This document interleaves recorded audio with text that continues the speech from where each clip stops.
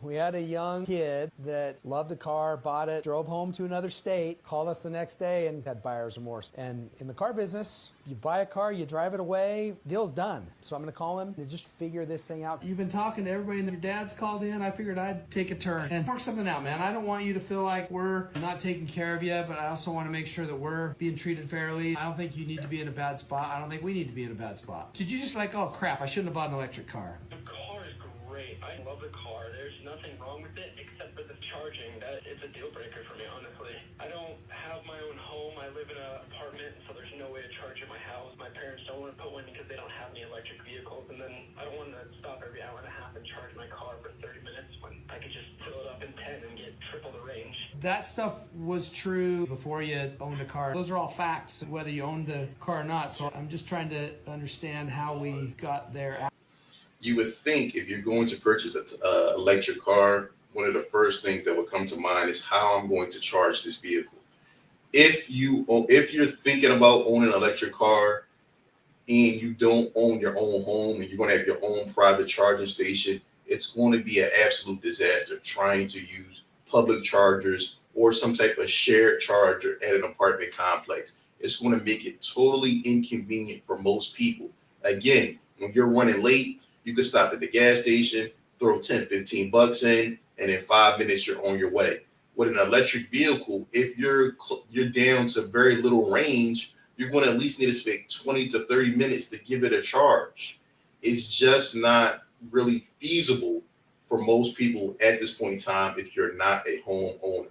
After you bought it. I've driven a gas car my whole life on the highway. Gas cars get better mileage for the most part. And so I was under that same impression. It was the complete opposite for me, you know. Yeah, I've been driving an EV every day for the last 7 years. It does take longer to charge. It does fill up with gas, no question about it. But I save so much money on gas, it's worth it to me. I probably would get pretty used to it if I kept the car, but I just don't think I'm willing to make that conversion at this point in my life. I will admit I didn't fully understand what I was getting into. I want to try and work something out specific that can work for you and for us. I don't want to feel like I have to buy a car from you guys. I don't want to feel like obligated. If you want to. Absolutely insane, the lack of accountability that he has. So literally he went through with the purchase of the car, wanted to be a grown man, signed the documentations. Then he has his dad calling up the dealer. And the fact that this dealer is still willing to work with him and trying to make it work, and he feels like he's not obligated to buy another car from this dealer after he made the mistake is absolutely insane. Have this work out for you in some way, you do have to buy a car from us. I'm not just going to take the car back, dude, and say, sorry, Andrew, you're 19, you made a mistake, wish you the best. You're going to ask me to lose thousands of dollars because you didn't do your homework? That's not fair to us. You need to take some responsibility here. You don't just get to return a car after driving it however many miles and days and changing your mind, getting cold feet. That's not how it works. That's not how the law works. That's not how business works. And that's not fair to us. We don't have to do anything. You bought that car on your own free will. You're a big boy. Car's exactly what is advertised. I don't want you to be unhappy. That's not how we roll. So buying a car from us is the only way. Is there a car you found that you want? There is one, but the only problem is I know that you guys are going to mark it up from what it costs, obviously. But You're right, we will. I'm going to make a profit on a car that I'm selling you. Tell me a year, a make, and a model of a car you want, and I'm going to go look on the dealer auctions right now and see. So what is it you're interested in? a Hyundai Sonata Limited. I'm looking at one here that's a 2021 black with 60,000 miles that we could get for that mid-20s that you'd be in good shape on. Let me do some work. Hey, sounds good. Okay, thanks. All right, see you, babe. Shout out to this car salesman. I'm glad that he stood firm and taught this kid a valuable lesson. Again, car salesmen get a lot of bad rap for being scum, for doing a lot of shady activity and bad business. But in this situation, honestly, he could have just said, screw it. You bought the car, you signed your name on the dotted line. It's your issue now, deal with it. But no, he worked with the kid, said, hey, look, what type of car do you want? Okay, you're interested in a Sonata. I could probably pull one from the auction for this price in your budget range. Yes, I'm going to make a little bit of money off of it, as he should, because he's in business, but he gave him the option. Again, like I said, this is probably less about EV headache and more about this young man not doing his research before he made a purchase. Things I wish I knew before getting an electric car. I have an electric Mini Cooper. It has a 100-mile range, which is absolutely terrible. Finding a place to charge is not as easy as it seems. You will show up to a charging station and half of the chargers will be broken. You will need to stop at a charging station that has food places around. Otherwise, you're just going to be sitting in your car for 30 minutes, bored out of your mind. Cheers. You will need to keep an eye on when your car is fully charged because you don't want to be the a-hole who leaves their car there after it's been fully charged while other people are waiting. Sometimes the charger will break while you're charging it, and then you can't pull the plug out, and then you have to call customer service. That just happened to me. Saving the environment is truly annoying. What most people have to understand is just not efficient for most people to have an EV at this point in time. Number one, the infrastructure is still growing.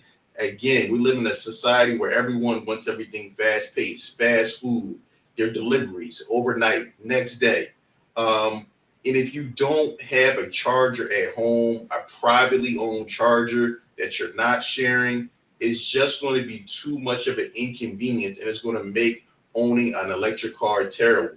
I believe if you have your own home and you could charge at home every night and you have a very short commute, it's definitely a great way to save money on gas. And also there's a lot of incentives with these EVs depending upon the make and model. I gotta keep it real. I think I'm over this EV shit. I just got off work. Been at work since 5 this morning. Well, 6 this morning. I have to now detour to charge this dumb shit. I'm stuck here. And look how much cars are waiting to charge. Why is there not more charging stations, dude? And I'm stuck here because I don't have enough battery to get home. And the car takes forever to fucking charge. And I have other things to do. It's already 3:09. I have to go to physical therapy by 5 o'clock. This does not work. It just doesn't work. Like, I'm actually very annoyed. And the strangest part is when I had my Nissan Leaf with less range and a smaller battery, there was never one time I had to detour while going home from work to charge the fucking car. This fucking sucks. Don't get me wrong, there's things that is cool about the Chevy or whatever, but this right here fucking sucks. It sucks bad. Again, if I had to get an electric car, it definitely would be a Tesla because they have the best charging and most vast infrastructure already in place. Secondly, I think it's best bet to get a middle ground, get a hybrid. So you're getting the best of both worlds. You're getting something that's gas powered, but also has an electric component. So you can still get, good gas mileage, but you're not sacrificing the time. Most people do not have the time to sit around and charge a car for 20 to 30 minutes every other day when they can go to the gas station and do it in literally a third of the time. Again, an electric car is great for maybe a retiree. You really have nothing to do.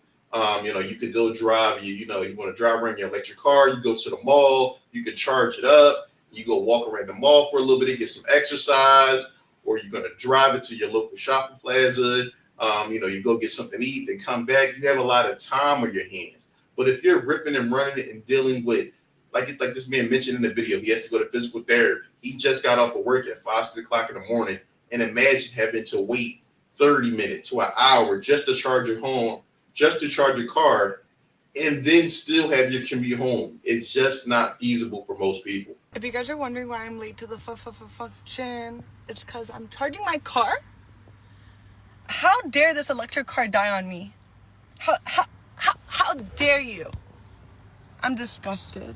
This is my life. I'm just sitting here chilling, like processing my life, thinking about what's going on in the world. Like, what? Charging my car. That's why I'm late. I can't go hang out with the girls because I'm late. Because I have electric car problems. I got 99 problems, but this electric car is one. I think another great idea would be to actually rent an electric car from your local rental car services for maybe a week or so you can actually see the real world capability and range of the charge and see if it actually fits your lifestyle before you go out and finance a vehicle. And now you're in a situation where we all know once you finance a vehicle, as soon as you drive that thing off the lot, especially electric cars, they depreciate very, very, very quickly. See how much my 2023 Tesla Model X is worth at CarMax. So it took 30 minutes to get it appraised. They took photos, they checked out the front and the trunk, and I found my offer for my 2023 Tesla Model X with the pay protection film and all that good stuff. They're giving me $57,000, and I paid like $113,000 for mine. Eesh. Paid $112,000 for the vehicle brand new, and it's literally worth less than half of the value. Again, if you are going, in my opinion, if you're going to go through with a electric car purchase, number one, make sure you have a home that you can use a private charger, and number two, make sure you lease the vehicle and not finance, because the technology is constantly changing, and you can kind of buffer yourself with some of that depreciation. But let me know in the comments below your experience with electric car vehicles. Tell me the pros, tell me the cons. I look forward to hearing from you in the comments section below. Don't forget to like, subscribe, and share.